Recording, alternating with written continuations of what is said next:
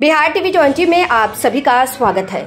MIM के राष्ट्रीय प्रवक्ता एडवोकेट आदिल हसन ने मुस्लिम बहुल क्षेत्र सीमांचल के पूर्णिया जिले के बेलगछी में राजद नेता तेजस्वी यादव की ओर से 22 मार्च को आयोजित किए जाने वाले ऐतिहासिक इफ्तार पार्टी का स्वागत करते हुए तेजस्वी यादव को नसीहत दी है कि वह अब खुलकर मुस्लिम समाज के सम्मान की लड़ाई में भागीदारी सुनिश्चित करेंगे और आने वाले अगले बिहार विधानसभा चुनाव के लिए चुनावी टिकट वितरित करते समय मुसलमानों को संख्या के आधार पर उचित उम्मीदवारी प्रदान करेंगे। एमआईएम के राष्ट्रीय प्रवक्ता एडवोकेट आदिल हसन ने खुशी जताया कि राजद नेता ने वक्फ बोर्ड को लेकर दिल्ली से शुरू की गई मुस्लिम समाज के हुंकार में अपनी हुंकार भी शामिल किया, लेकिन एक सवाल भी पूछा कि आपने अपने वायदे के मुताबिक सीमांचल को विशेष पैकेज दिलाने में लापरवाही क्यों। राष्ट्रीय प्रवक्ता आदिल हसन क्या कुछ कह रहे हैं, सुनिए सीमांचल से अशोक विशाल की इस रिपोर्ट में।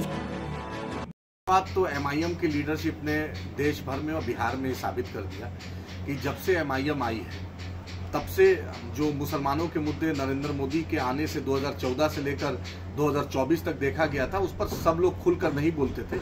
अब ये बात एक खुलकर लोग दूसरी मुख्तलिफ पार्टी जो अपोजिशन की है वो भी बोलने लगी है। और इसी क्रम में आपने देखा कि आज तक राष्ट्रीय जनता दल कभी भी पटना से बाहर तेजस्वी यादव हो या लालू जी हो कभी ने अफ्तार पार्टी नहीं किया था, लेकिन आप पहली बार सीमांचल में अफ्तार पार्टी कर रहे हैं। अच्छी बात है, तेजस्वी जी इस अफ्तार पार्टी का हम इस्तकबाल करते हैं, लेकिन आपने सीमांचल में वादा किया था, सीमांचल डेवलपमेंट बोर्ड का आपने वादा किया था, आपने वादा किया था कि सीमांचल को स्पेशल स्टेटस देंगे, आपने वादा किया था कि सीमांचल को उसको हाई कोर्ट बेंच देंगे, सीमांचल को जो उसकी जरूरत है वो देंगे। उस पर आप खरे नहीं उतरे हैं। आप सत्ता में भी आए, आप डिप्टी सीएम भी रहे, आपके भाई भी मंत्री रहे, आपकी बहन भी राज्यसभा है, हर पूरा सत्ता का केंद्र आपका घर रहा, लेकिन सीमांचल को उसके साथ नाइंसाफी हुई है। तो आपको इस बात का मुझे शुक्रिया है कि आपने ये कोशिश किया और आपने सीमांचल में अफ्तार पार्टी की शुरुआत की है। उम्मीद है कि मुसलमानों के मुद्दे पर बढ़ चढ़कर बोलेंगे।